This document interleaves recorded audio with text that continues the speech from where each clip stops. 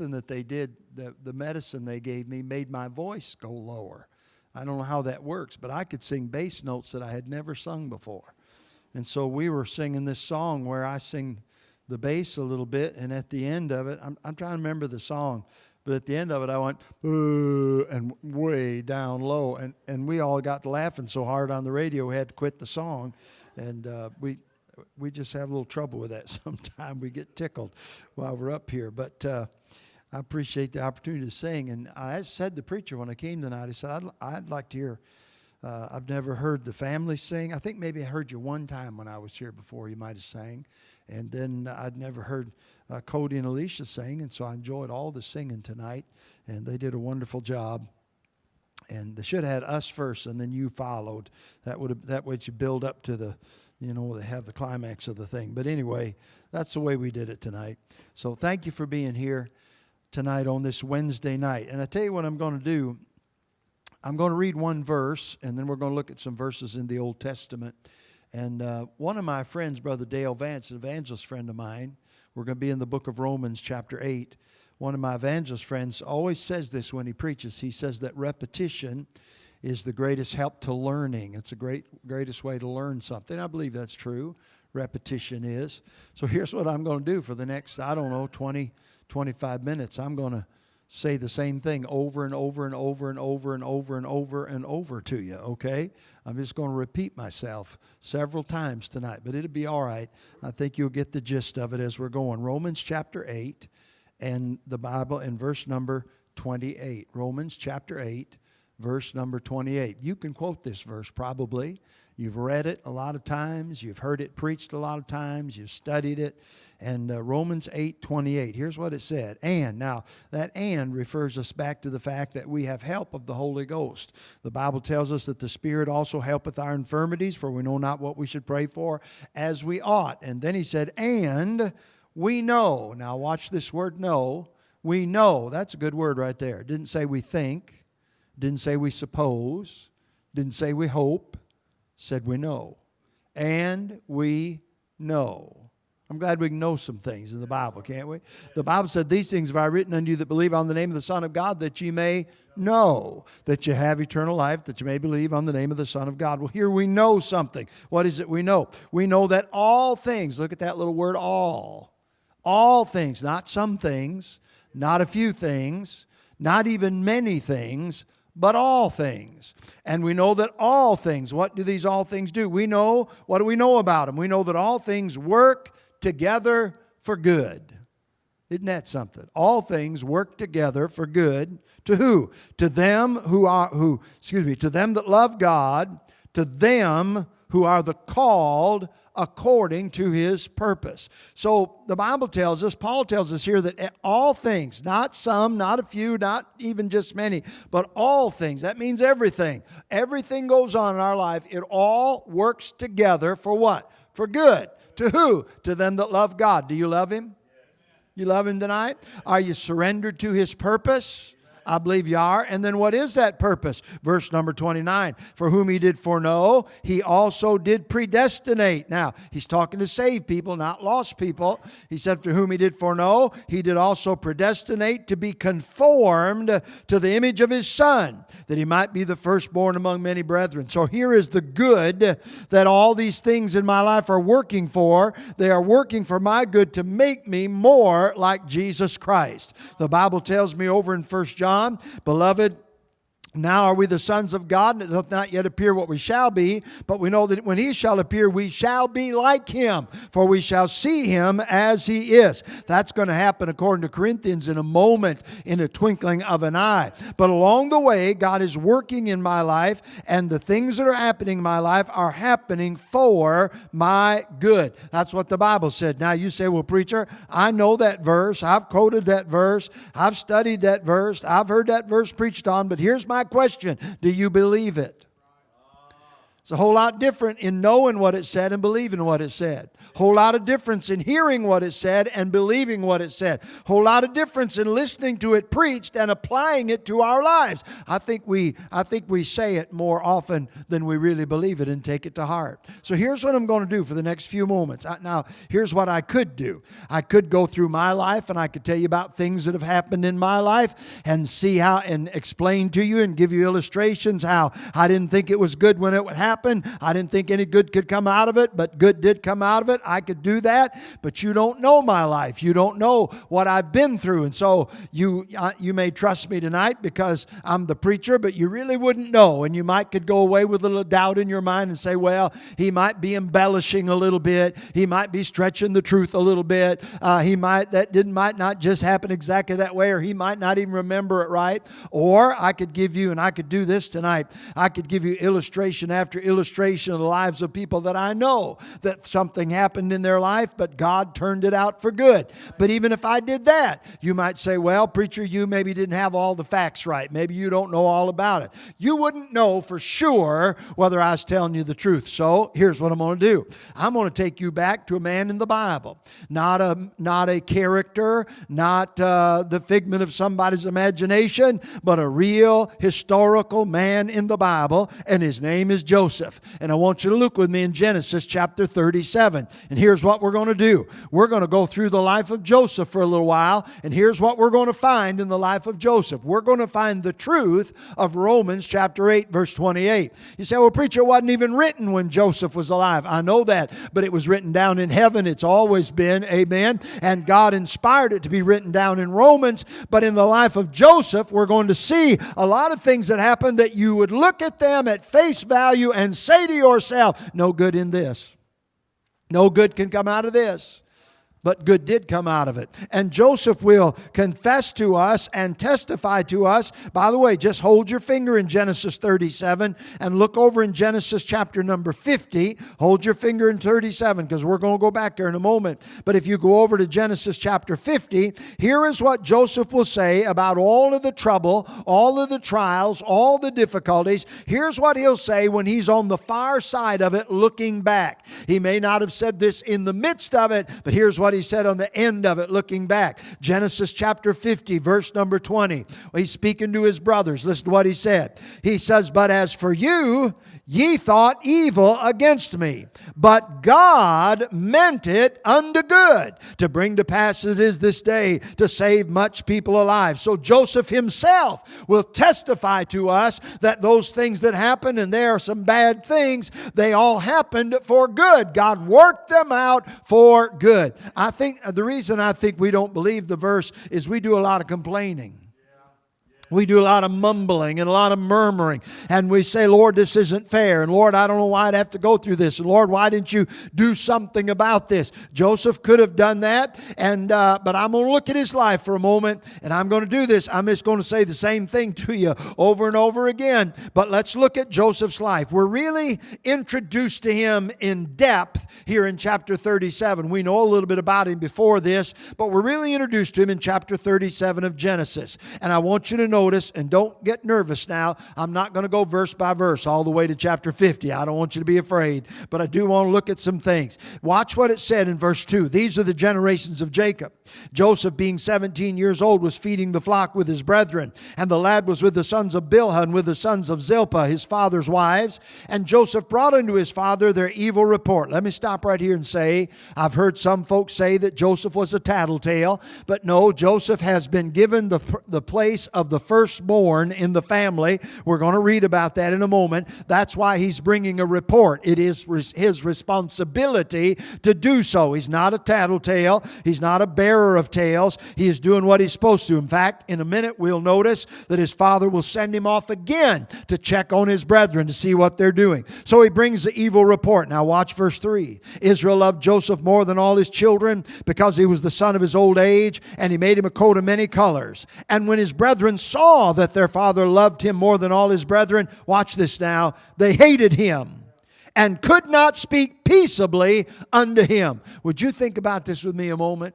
It's easy to read that, but let's consider it a moment. The Bible said they hated him. Didn't say they were angry with him. Didn't say they disliked him. They hated him. That word hate normally in the Bible means to treat someone as though they were an enemy, hatefully toward him. So they hated their brother. What a family. All these boys, they hate Joseph. And then the Bible says they cannot or could not speak peaceably unto him. Now think about what that means, and just just use your spiritual imagination for a moment. I don't know how all the layout is in the camp where Joseph lives, and his brothers and his mother and his father. I don't know how it's all laid out, but somewhere Joseph is sleeping, and in the morning he gets up, and when I get up in the morning, I like to say hello to somebody. I like to speak to my wife. I don't just ignore her around the house. And so I see him get up, and he walks out, and here's Reuben, and here's Simeon and Levi, because those three, at least Simeon and Levi, hung around together a little bit. And so Joseph walks out and says to those boys,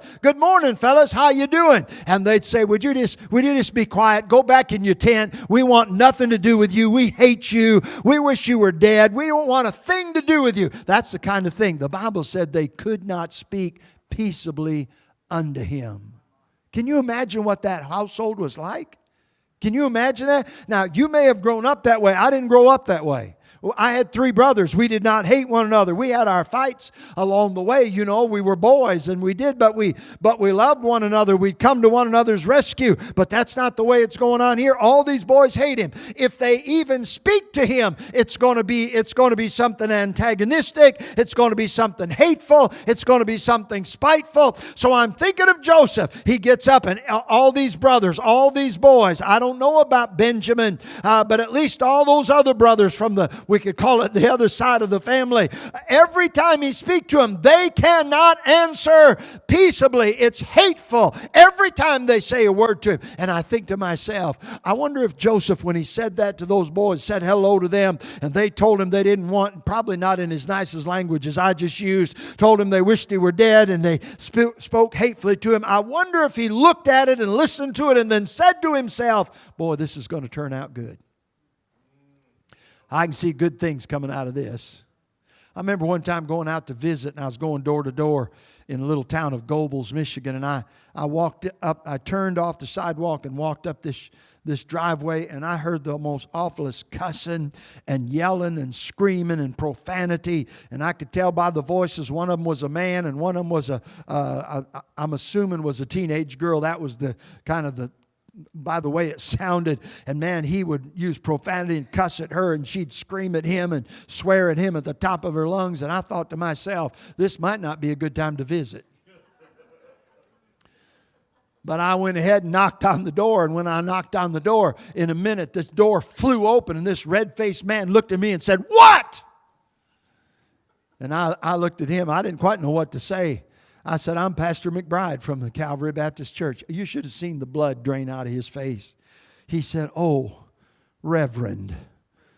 Nobody ever calls me Reverend unless they think they're in trouble. "Oh, Reverend." And I talked to him for a few minutes about the Lord. I didn't get anywhere, but as I walked away from the house, I thought, well, I accomplished one thing. I stopped all the cussing and all the screaming and all the yelling. But I thought to myself, what a way to live. What kind of a home is that? So here is Joseph. These brothers hate him. And then what Joseph does, and we won't read all these verses, but Joseph has a couple of dreams. God gives him dreams. In one dream, all his brethren bow down to him. In another dream, all his brethren, his mother and father bow down to him. And when he tells those brothers the dream, verse 11 says this, "And his brethren envied him." Now, envy is interesting. Envy in the Bible is different from jealousy. Jealousy can have a good connotation. Our God is a jealous God. And jealousy is normally you have something and you're jealous of anybody taking it or taking it away from you. And our God is jealous of His name and jealous of His glory and jealous of His holiness. And so jealousy can have a good connotation, but envy never has a good connotation. Envy is always sinful in the Bible. And when you read the list of in the New Testament, the works of the flesh and things that go on in people's lives that make them it evident that they've never been saved, when you go through the list of the sins, here's what you'll find. Envy and murder are always right next to each other. Envy lives in a bad neighborhood. The Bible said that envy is the rottenness of the bones, and said, who can stand before envy? So these boys are envying. And when you envy somebody, it's not just wishing you had what they have. When you envy somebody, you begrudge them having it. It's not that you think you ought to have it too. It's that you don't think they ought to have it, but you ought to have it. And envy always has malice in it. A little bit later, Jacob's going to say this, an evil beast that devoured Joseph, and he's right, an evil beast called envy. And so these boys envy him. So every time they look at Joseph, every time they see him in that coat, they wish they could rip it off him. They wish they could tear it away from him. They envy the love that their father has toward Joseph. It's a bad situation when they hear the dream. And then after they hear the dream and that envy, it reaches its fever pitch. We come down a little bit in a little bit further in chapter 37, and Jacob sends Joseph after those boys to see what they're doing. And the Bible says this, watch verse 18. And when they saw him afar off, even before he came near unto them, they conspired against him. Now watch this word conspired. You heard of the word conspiracy, right? There are two things that have to be involved if something's going to be a conspiracy. Number one, there has to be more than one person involved. And number two, there has to be premeditation. It's not a crime of passion. So they are conspiring against him. The whole band of them are conspiring against him. I don't know who came up with it first, but they all got in it. And it says this, verse number 19, they said to one another, and watch this, behold, this dreamer cometh. What about that? They didn't say Joseph's coming. They could not even bear to speak his name. They said, behold, this dreamer cometh. Come now, therefore, let us slay him. Cast him into some pit, and we will say some evil beast that devoured him, and we shall see what will become of his dreams. And so they said, we're just going to kill him. That's what we're going to do. We're going to slay him, throw his body in this pit, and then we'll be done with him. So they're going to lay their hands on him. Verse 21 said, Reuben heard it, and he delivered him out of their hands and said, let us not kill him. And Reuben said unto them, shed no blood, but cast him into the pit that is in the wilderness, and lay no hand upon him, that he might rid him out of their hands and deliver him to his father again. So here they take him. Reuben tries to stop them from killing him. And so they take Joseph and they strip the coat off him and they throw him down into that pit. The Bible tells us there's no water in the pit. Later on, the Bible will tell us Reuben will be thinking about what they did, and Reuben will say to them later on in Egypt, he'll say it's because of what we did to our brother. That's why we're suffering. He'll say that he pleaded with us and we didn't listen to him. So here's Joseph.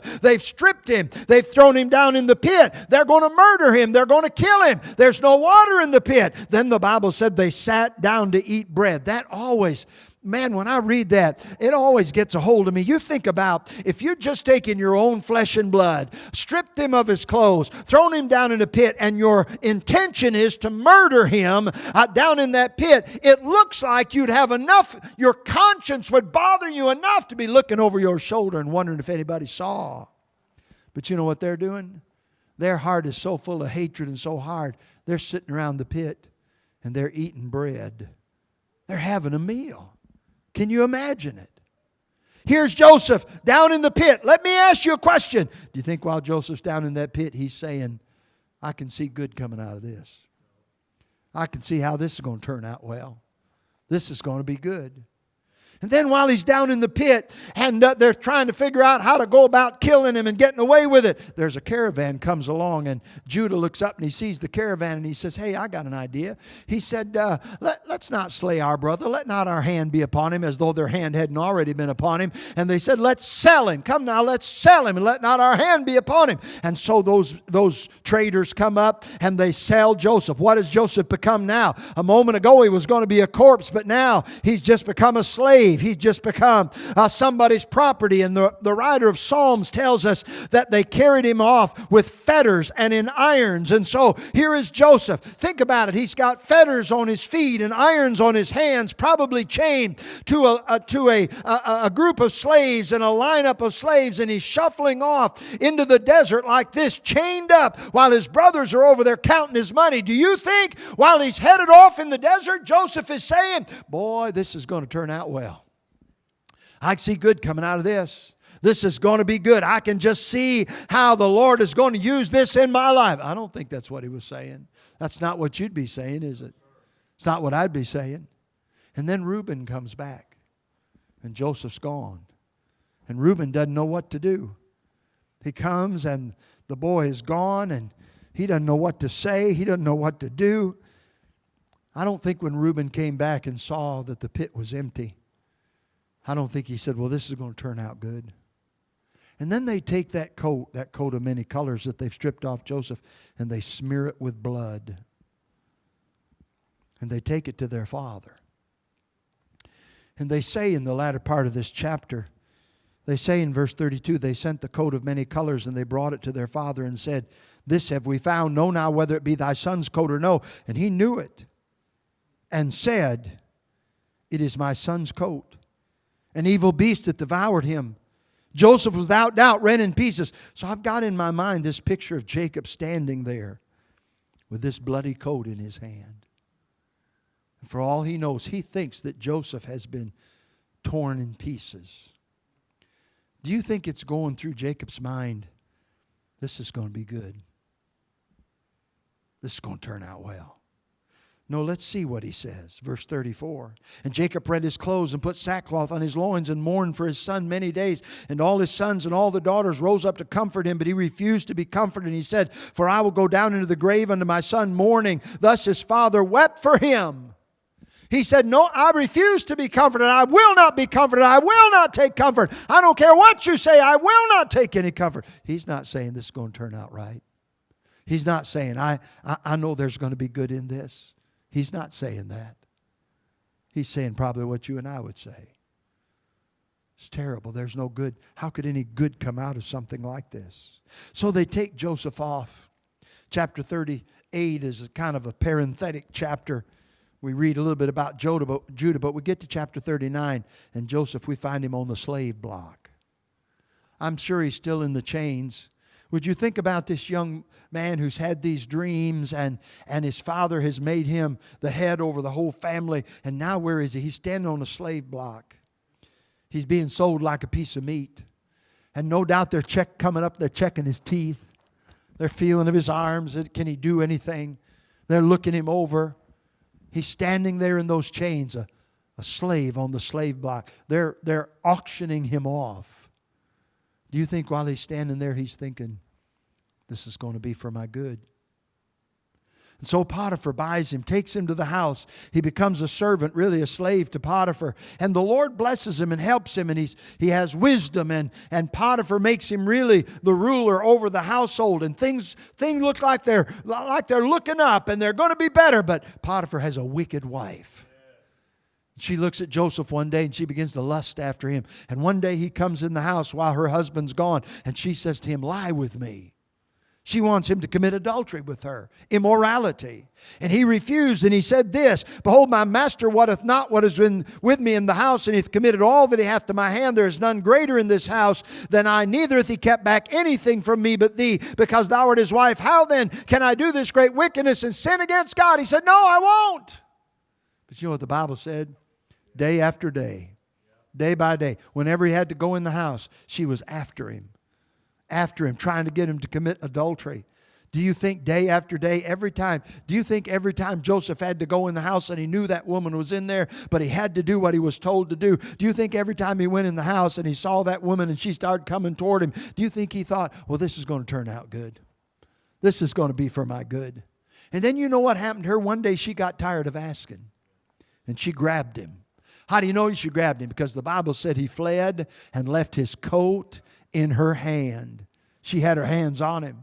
And so he runs out the door. I like my old friend Brother Billy Goolsby used to say that sometimes a good run's better than a poor stand. And the Bible said, flee youthful lusts. And Joseph took that to heart and ran out the door and left his coat. So you say, well, he escaped. Well, he did escape. He escaped with his purity.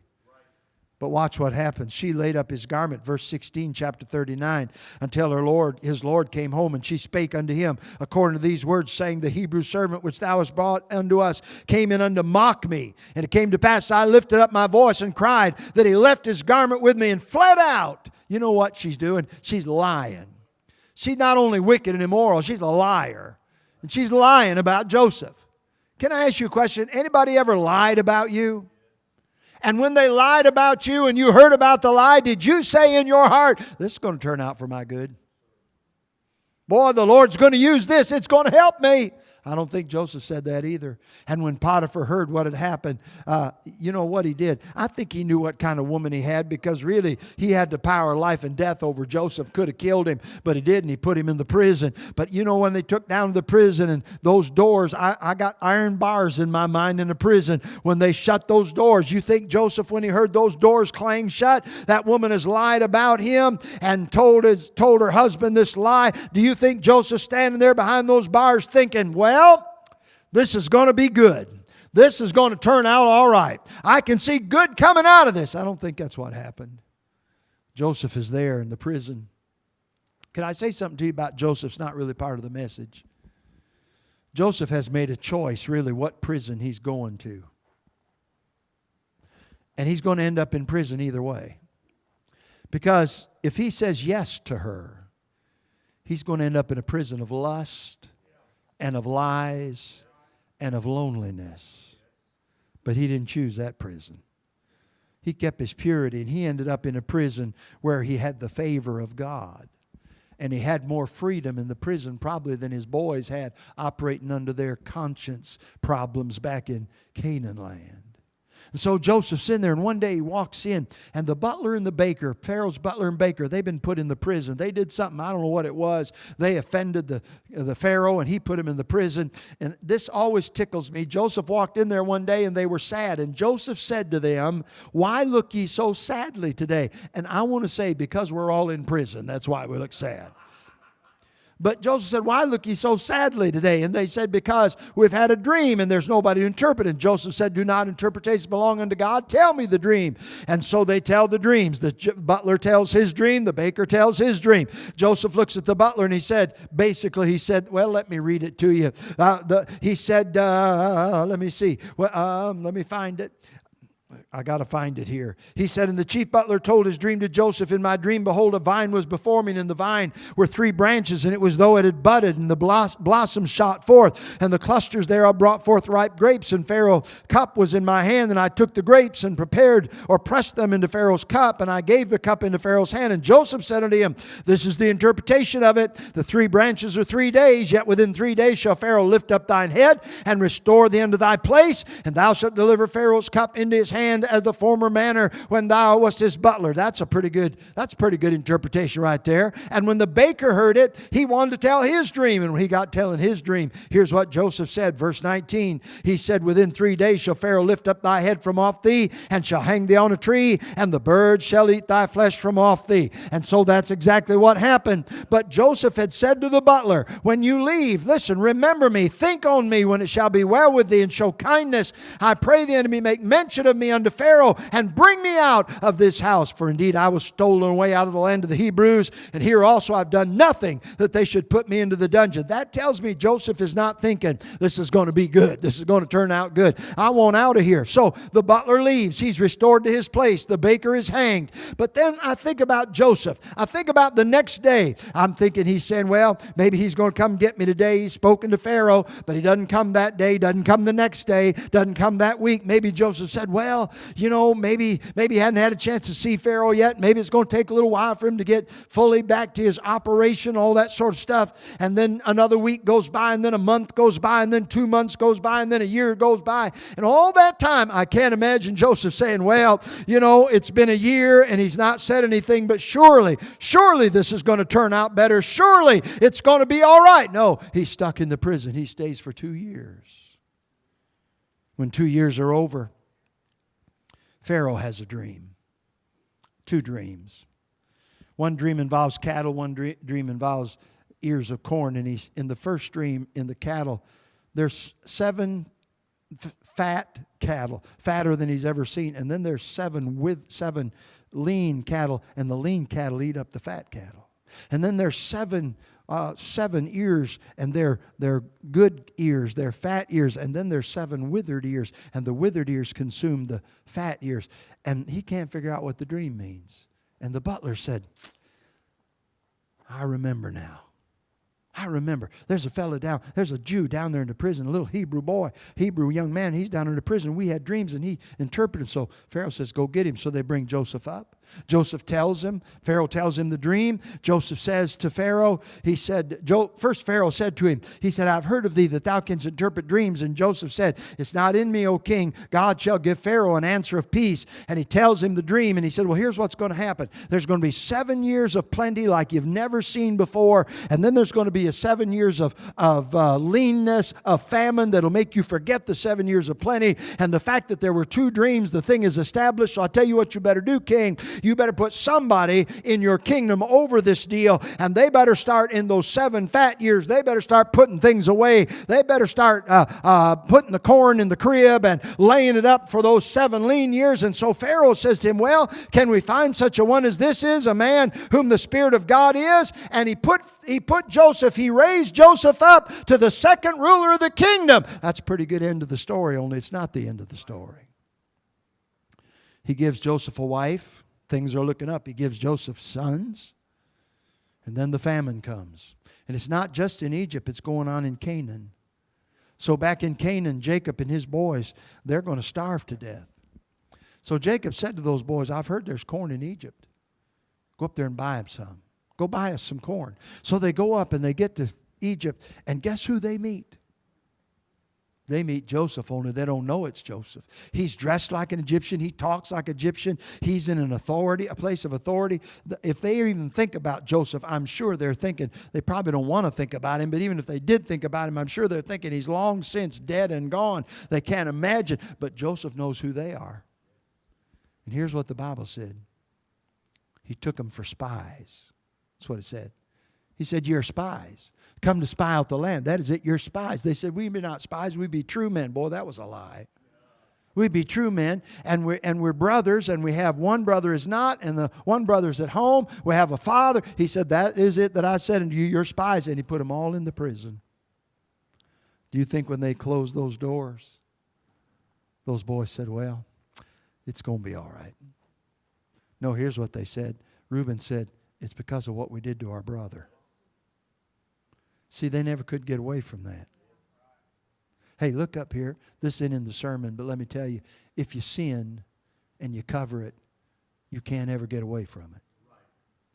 Not until you get it right. Not until you get honest. Not until you tell the truth and deal with it. And that's why Joseph is treating them the way he's treating them. Not because he's angry, not because he's trying to get even. He wants them to face up to what they've done because he knows that's the only way they can ever get victory and ever have freedom from it. You know what the Lord will do sometime?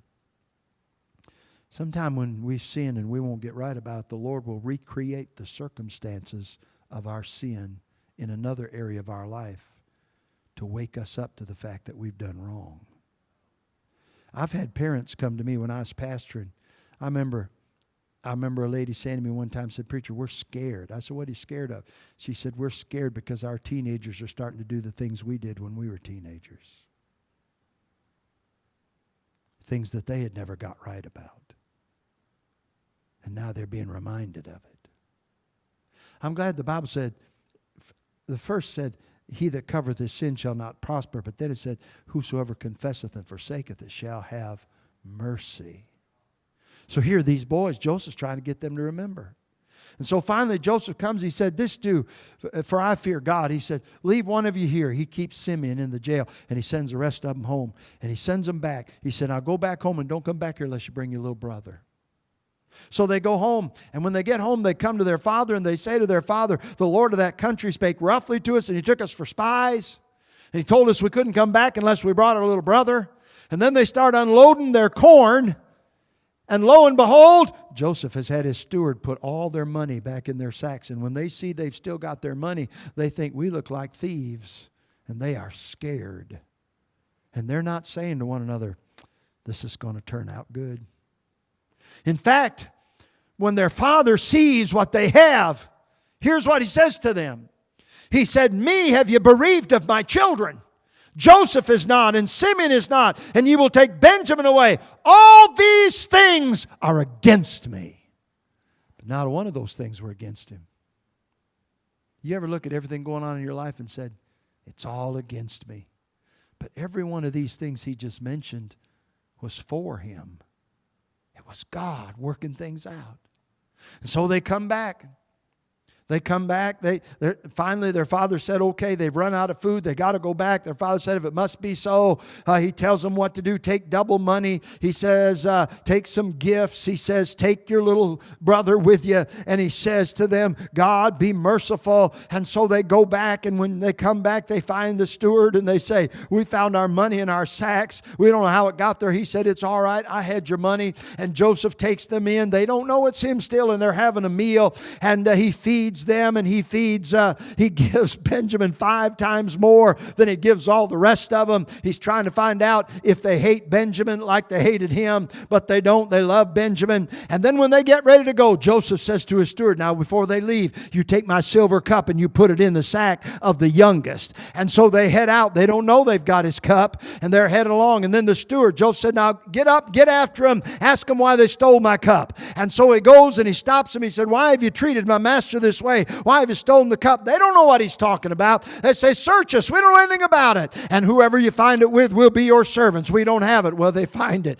They go to search and they find it in Benjamin's sack. And now they all turn around. I can't imagine what they're thinking, what they're saying. They're all going back. They're going to be slaves themselves now is what they figure. And they get back. I don't think when they found that cup in Benjamin's sack, I don't think a one of them said, this is going to turn out good. It's going to be all right. God's going to do something good about this. And so when they come back, Joseph brings them in. And here is Judah. And Judah in this portion of the scripture becomes a wonderful picture of Jesus. Because you know what he says? He said, let me speak a word in my Lord's ear. And he gets up to Joseph and he begins to tell about his father. And he said, if I don't bring that boy back, if I don't bring that little boy back to him, if he doesn't get Benjamin back, he's going to die. Now, I want you to think about something. Judah has already seen how the loss of one son affected his father. And he has never gotten over it. And he can't stand to see it again. Do you see what Joseph's doing? He's found out that they are sorry about what they did, but they're not only sorry about it, they can't stand to see it again. That's where God wants us with our sin. Not only sorry about it, but loathing to ever be involved in it again. That's what he wants from us. And so Judah comes up to Joseph. He doesn't know it's Joseph, but I like the way he talks. He said, let me speak a word in my Lord's ear. And finally, here's what he said.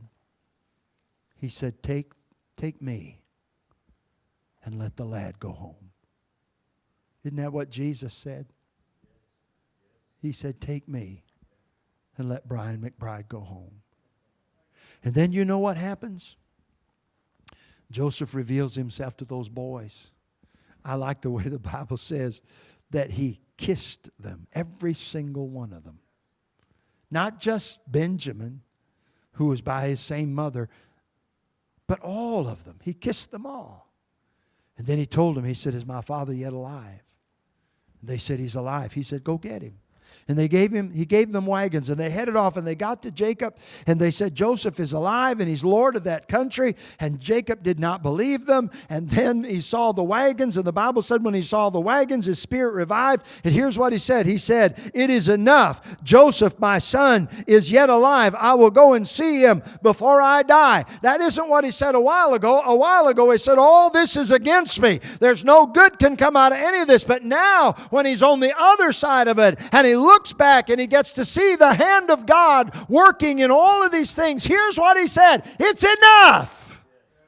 That's what you and I will say one day. We may have a hard time saying it now, but we'll say it one day. And then we read, if we go on, and I won't go through any more of these verses, but then here's what Joseph says when it's all said and done. He said, you meant it for evil. Now, let's just make something clear tonight. Those boys meant it for evil, and all the evil they did was those boys' doing, not God's. God did not do the evil, nor instigate the evil, nor prompt the evil, nor plan the evil. It was all those boys. But my God is so powerful and so wise and so strong that He could take the wickedness that those boys planned and turn it around and bring good out of it. God does not tempt men to sin. He doesn't instigate sin. He's not the author of sin. But I tell you what He is. He's the author of mercy and the author of grace. And He is an overcoming God. And so Jacob had it right. He didn't say, now God did all this evil. No, he said, ye meant it for evil. You boys, you meant it for evil. Everything you did, you had evil designs. You meant it for evil. But there was an overruling God, and He meant it for good. Now here's what I've just done. I haven't told you a story. I haven't tried to reach into my memory and remember some good story illustration that I know about somebody. I haven't gone back in my life and told you things that you wouldn't know were true or not true. I've gone to the Bible. And I've shown you in the life of Joseph things that looked bad, worse than bad, terrible, looked like they were an end, looked like they were all against him. And what happened? God meant it for good. And here's what Paul said, and we know that all things. Boy, you look at some of those things that went on in Joseph's life, you say, what do you mean, preacher, all things? That's what I mean. All things work together for good. Now remember what the good was in Romans 8? That we be conformed to the image of Christ.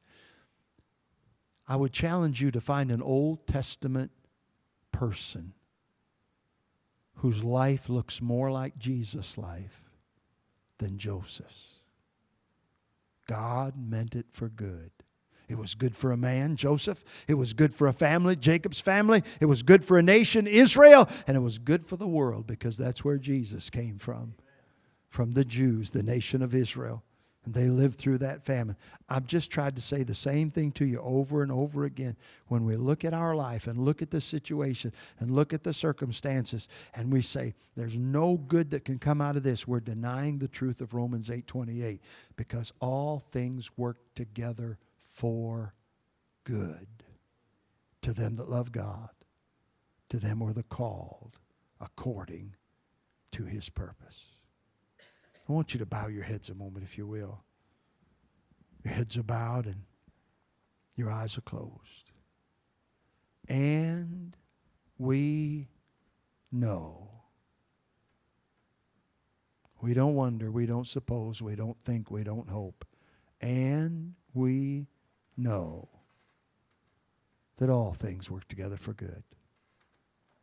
So if that verse is in the Bible, and it is, if that verse is true, and it is, I think we owe the Lord perhaps an apology tonight for the times we've complained and thought He didn't care and thought He'd made a mistake.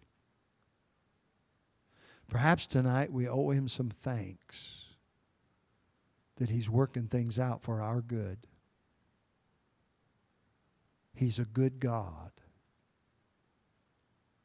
And we know that all things work together for good to them that love God, to them that are the called according to His purpose.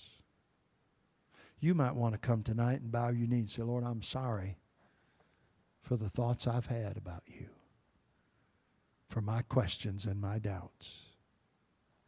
You might want to come bow the knee and say, Lord, thank You that You are at work in my life and working things out for good. You might want to come tonight and confess your sin and get it right with God and get mercy.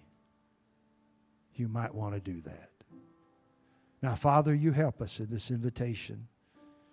Help us not just to quote the verse, help us to believe the verse and to live by the verse. Lord, you're working things out.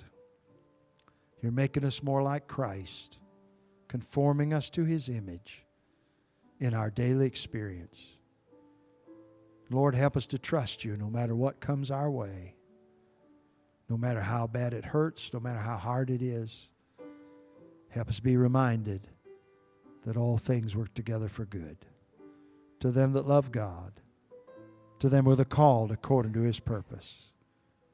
Lord, let us search our hearts tonight, make sure we love you. Make sure we're surrendered to the purpose that you have for us. You help us tonight, I pray, in Jesus' name. There may